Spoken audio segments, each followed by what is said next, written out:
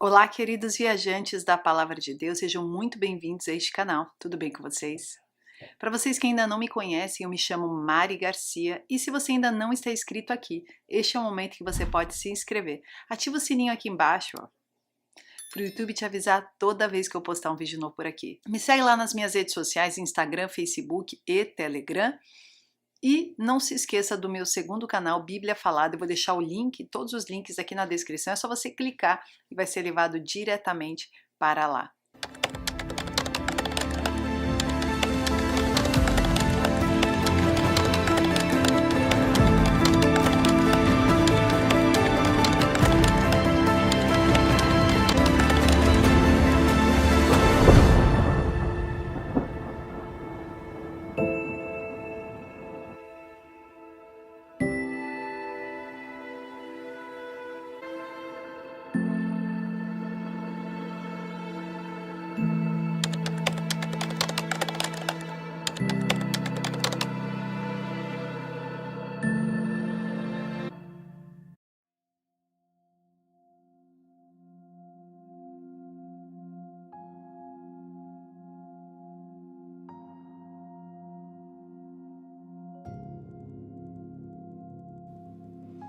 Os 10 chifres que viste são 10 soberanos que ainda não receberam seus reinos, mas que receberão a autoridade de monarcas por apenas 1 hora, juntamente com a besta. Eles têm o mesmo objetivo e outorgarão à besta todo o poder e autoridade que detém. Então guerrearão contra o cordeiro, mas o cordeiro os vencerá, pois ele é o Senhor dos senhores e o Rei dos reis, e com ele vencerão todos os seus eleitos, convocados e fiéis. No livro do Apocalipse, o apóstolo João viu a emergência de um último império político global. Este império seria como nenhum outro império que já existiu até então.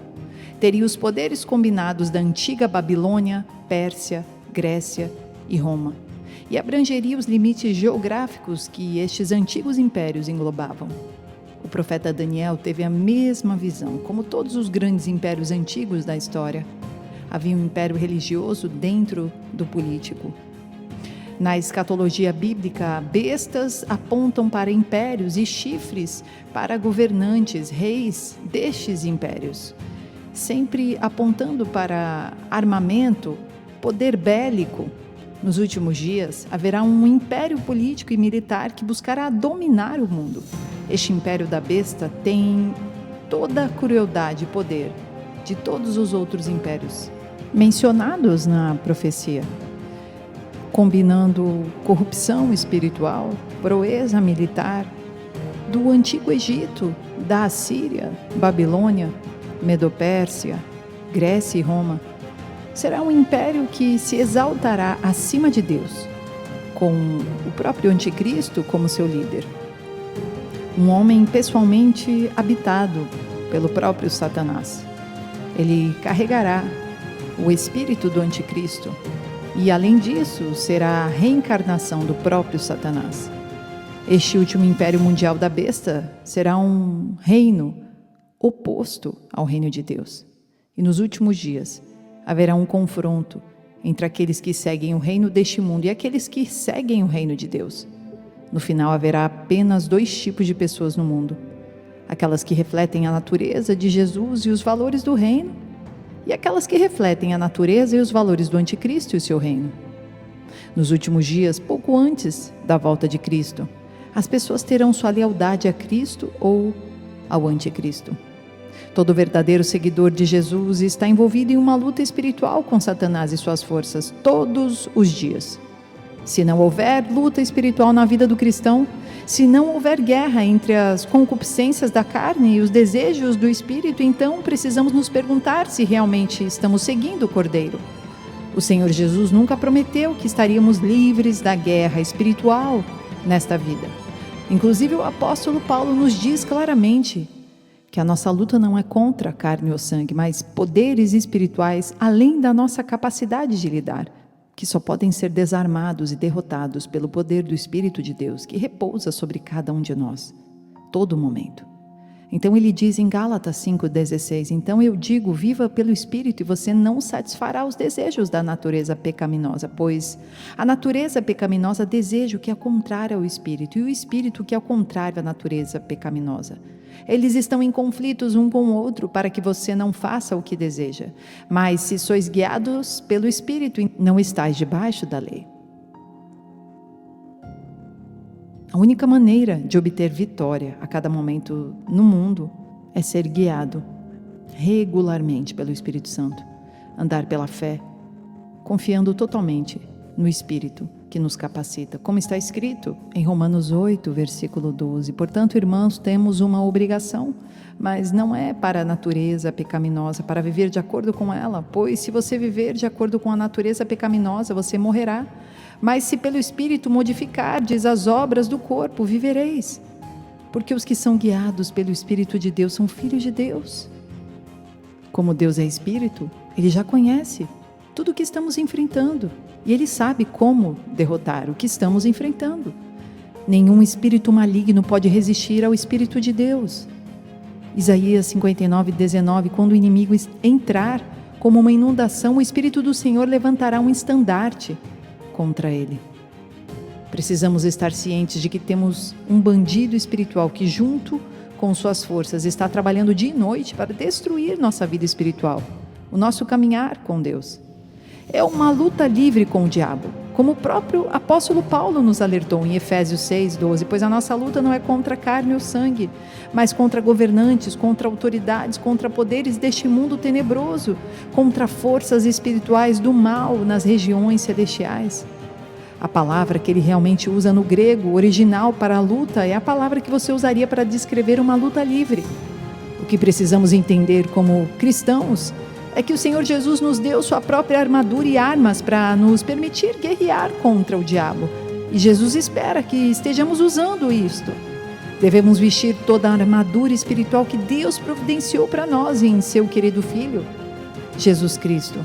Efésios 4:13, portanto, revistam-se de toda a armadura de Deus, para que quando vier o dia mau vocês possam permanecer firmes, e depois de terem feito tudo, permanecer firmes.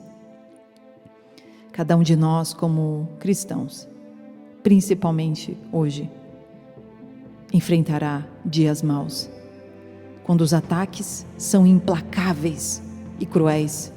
Nessas ocasiões, Jesus espera que estejamos firmes e resistamos ao diabo. O apóstolo Pedro nos deu alguns bons conselhos do Espírito de Deus quando disse, 1 Pedro 5:8, sejam autocontrolados e alertas. Seu inimigo, o diabo, anda em volta como um leão que ruge procurando alguém para devorar.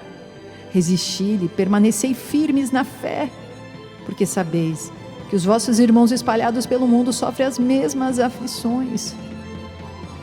Pouco antes da volta de Jesus, o conflito espiritual entre os que seguem a Cristo e a Satanás só aumentará. As pressões estão sendo grandes. Apenas os fiéis seguidores sobreviverão. A questão espiritual final não será uma questão de afiliação ou denominação, fervor religioso ou mesmo uma sã doutrina, ou quão talentoso ou quantos dons você tem. O teste final será de caráter pessoal, especialmente para aqueles que professam ser líderes na própria igreja. O próprio Jesus nos disse, cuidado com os falsos profetas. Eles vêm até vocês em pele de cordeiro, mas interiormente são lobos ferozes. Pelos seus frutos os reconhecereis. Nem todo aquele que me diz Senhor, Senhor, entrará no reino dos céus, mas somente aquele que faz a vontade do meu Pai que está nos céus. Muitos me dirão naquele dia, Senhor, Senhor, não profetizamos nós em Teu nome não expulsamos demônios e não fizemos muitos milagres? Então lhes direi claramente, nunca os conheci, afastem-se de mim, malfeitores. A pergunta final que devemos fazer a nós mesmos é, eu fiz toda a vontade de Deus? Eu estou na vontade de Deus? É isso que Deus quer de mim? É isso que é levar o reino à frente. Eu estou trazendo o céu à terra. Eu estou sendo um representante de Cristo, um testemunho de Cristo. Pouco antes da volta de Jesus, haverá apenas 2 tipos de pessoas no mundo: aqueles que cultivam a natureza do Cordeiro de Deus, e aqueles que cultivam o mundo, a natureza da besta. As atitudes e valores que permitimos moldar nossas vidas agora determinarão se ficamos ao teu lado, ao lado de Cristo ou do anticristo. Quando o conflito se intensificar, ninguém ficará no vácuo.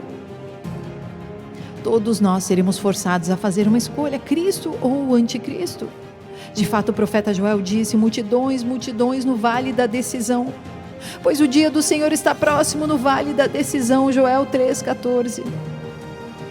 Deus está trazendo toda a raça humana para este clímax final, onde as pessoas terão que escolher um lado. Na vida cristã não existe meio termo. Se não estivermos crescendo espiritualmente em conformidade com Jesus, estaremos apostatando.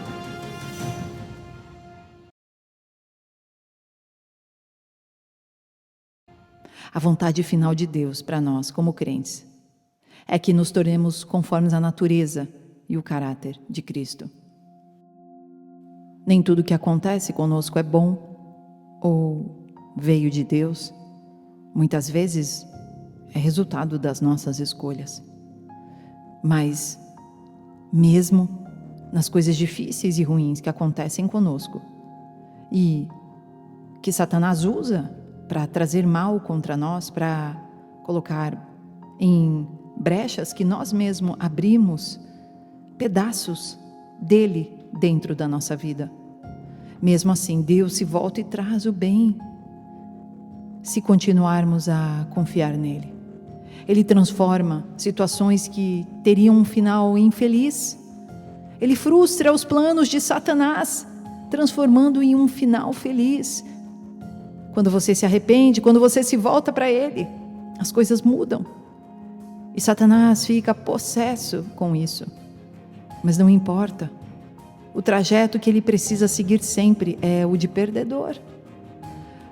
Romanos 12, versículo 1. Portanto, irmãos, exorto-vos pela misericórdia de Deus, a oferecerdes os vossos corpos em sacrifício vivo, santo e agradável a Deus, que é o vosso culto espiritual. Não se conforme mais com o padrão deste mundo, mas seja transformado pela renovação da sua mente.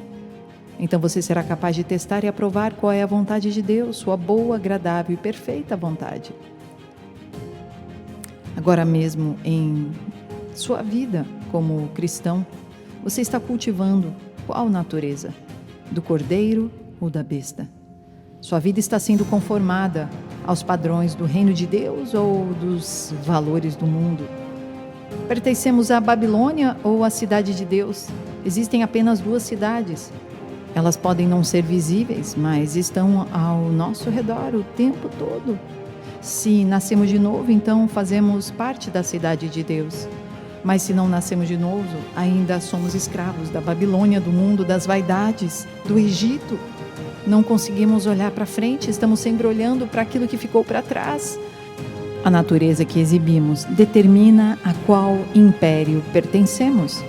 A natureza que mais alimentamos será a que nos dominará no final. E não é como começamos, mas como terminamos que conta. Daniel 11, 36. O rei fará o que quiser. Ele exultará e se engrandecerá acima de todos os deuses e dirá coisas inauditas contra o Deus dos deuses. Ele será bem-sucedido até que o tempo da ira se complete, pois o que foi determinado deve acontecer. Quando examinamos o caráter do anticristo, pela perspectiva bíblica, podemos ver os tipos de coisa que podem exibir a natureza da besta em nós. Segundo a Tessalonicenses 2, versículo 3, ninguém de maneira alguma vos engane, porque esse dia não chegará até que ocorra a rebelião, a apostasia, e seja revelado o homem da iniquidade, o homem condenado à destruição.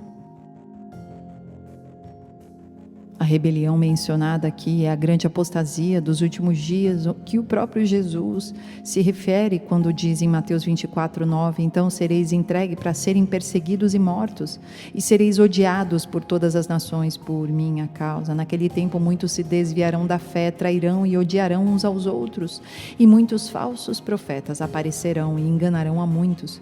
Por causa do aumento da maldade, o amor de muitos esfriará, mas aquele que permanecer firme até o fim será salvo. Quando olhamos para a vida do rei Saul, ele foi um exemplo de ilegalidade. Ele havia sido ungido rei de Israel. Ele foi ungido pelo Espírito. Em 1 Samuel 10, ele continua a ser ungido por Deus para o seu ministério e, por este poder, derrota os amonitas em 1 Samuel 11. Mas ele se torna orgulhoso e, por ceder ao orgulho, torna-se vulnerável à derrota. Chega um momento em que o exército filisteu enfrenta Saul e o exército de Israel. Em vez de confiar no Senhor, todos eles cederam ao medo, em 1 Samuel 13.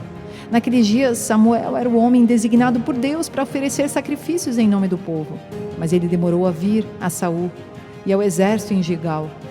Quando Saul viu seus homens começando a desertar, ele decidiu oferecer ele mesmo o holocausto. Isso foi feito por medo, mas também por orgulho, em vez de esperar pela resposta de Deus. Assim que ele terminou de oferecer o sacrifício, Samuel chega, repreendendo Saul.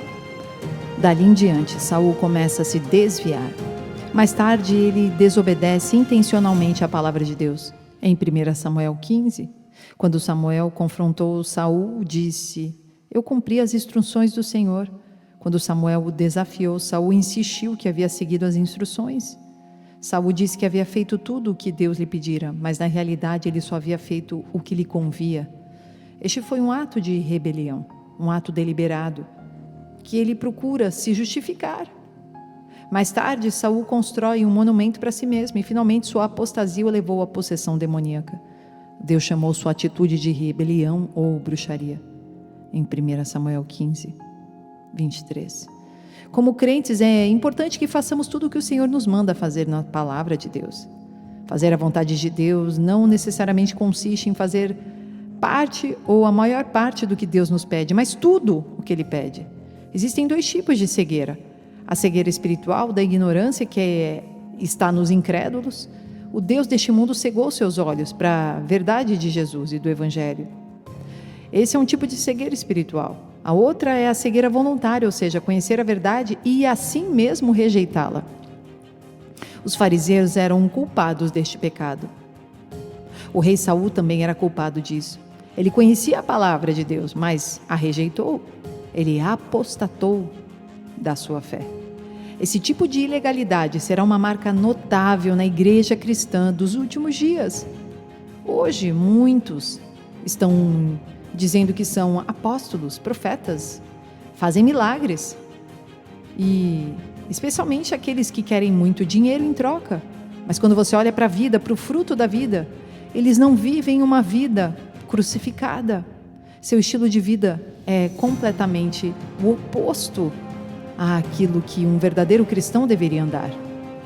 Esses são os falsos profetas. Na realidade, amam mais o dinheiro e o adoram. E querem que os outros o amem também. Querem fama. Estão pregando a cobiça. 1 Timóteo 6, versículo 3. Se alguém ensina falsas doutrinas e não concorda com a sã instrução do nosso Senhor Jesus Cristo e com a doutrina piedosa, é presunçoso e nada entende. Tem um interesse doentio em controvérsias e discussões que resultam em invejas, brigas, conversas maliciosas, suspeitas malignas e atrito constante entre homens de mente corrupta que foram privados da verdade e que pensam que a piedade é um meio de ganho financeiro. 2 Tessalonicenses 2, versículo 4, ele se opõe e se orgulha de tudo que se chama Deus ou é objeto de adoração e até se instala no templo de Deus proclamando-se Deus.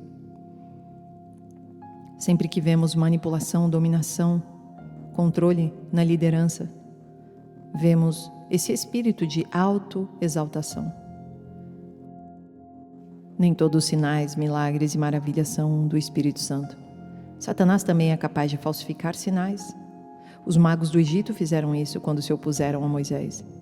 Eles foram capazes de reproduzir até certo ponto alguns dos milagres que Moisés realizou pelo poder de Deus, mas estavam fazendo isso pelo poder oculto. O próprio Jesus advertiu que esse tipo de coisa prevaleceria nos últimos dias. Mateus 24, aparecerão falsos cristos e falsos profetas. Farão grandes sinais e maravilhas para enganar até os eleitos. Milagres, sinais e maravilhas não endossam o ministério de um homem, nem são a prova da sua condição espiritual. Perceba que o rei Saul continua a profetizar mesmo depois de se tornar um apóstata. Isso porque o dom é irrevogável. Deus dá desde o nascimento. A pessoa pode usar para bem ou para mal. A natureza da besta produz esta recusa em amar e obedecer à verdade e acaba levando sempre a um engano espiritual. 2 Timóteo 4, versículo 3, porque virá o tempo em que os homens não suportarão a sã doutrina, em vez disso, para satisfazer seus próprios desejos, reunirão em torno de si um grande número de professores para dizer o que os seus ouvidos ansiosos querem ouvir. Eles desviarão os ouvidos da verdade e se voltarão para os mitos.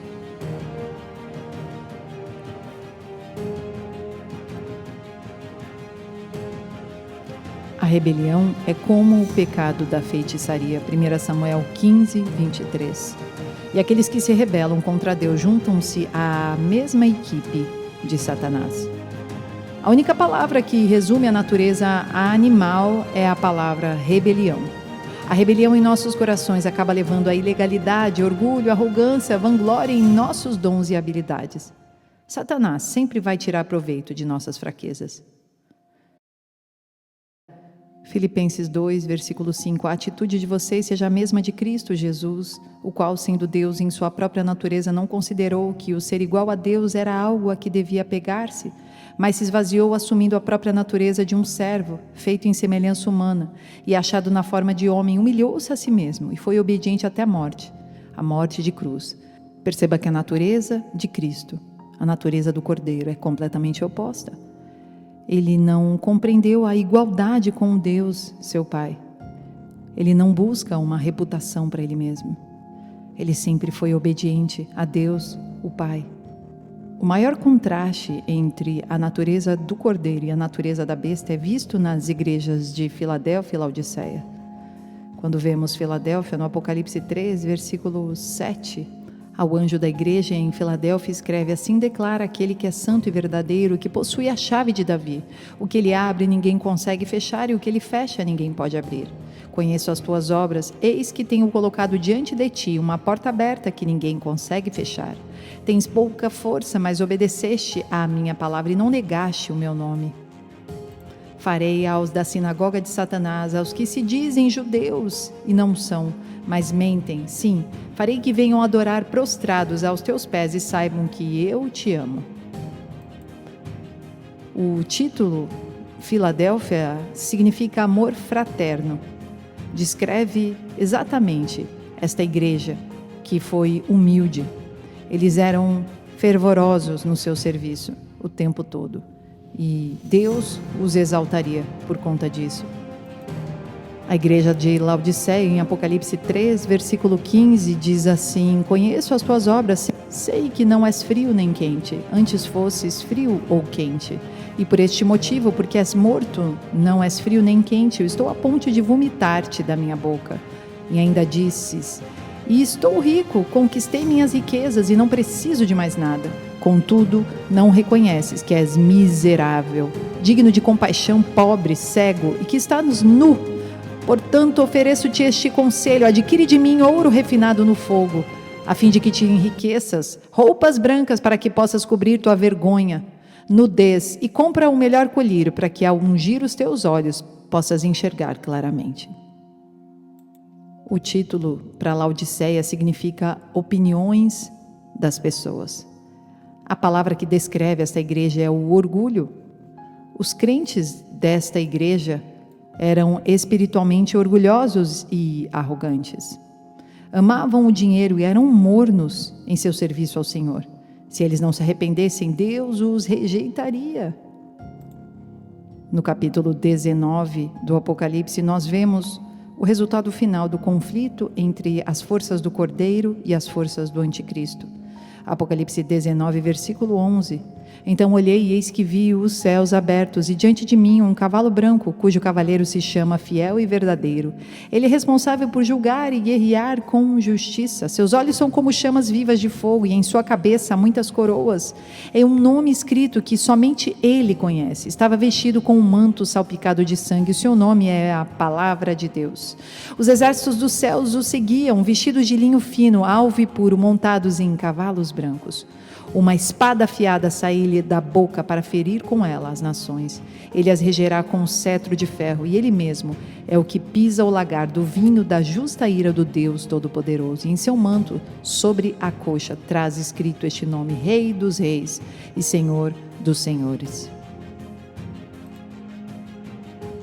Normalmente associamos um cordeiro a uma criatura pequena e gentil, vulnerável e fraca.